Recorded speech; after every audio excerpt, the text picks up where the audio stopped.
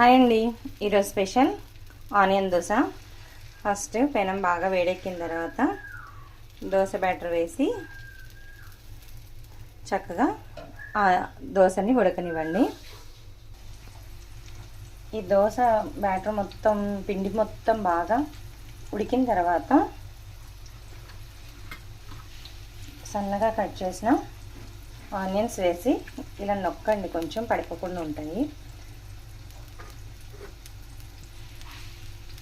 కొంచెం ఆయిల్,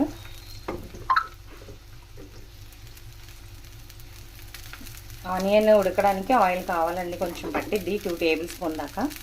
ఇది ఇలా ఓపెన్ చేసి కాల్చే కన్నా అండి ఫోల్డింగ్ చేసి కాల్చితే కనుక ఆనియన్ అనేది బాగా కుక్ అయ్యి చాలా బాగుంటుంది టేస్టీగా. ఇలా ఫోల్డ్ చేసి కాల్చిన దాన్ని ఇలా రెండు వైపులా కాల్చి సర్వ్ చేసుకోండి. ఈ విధంగా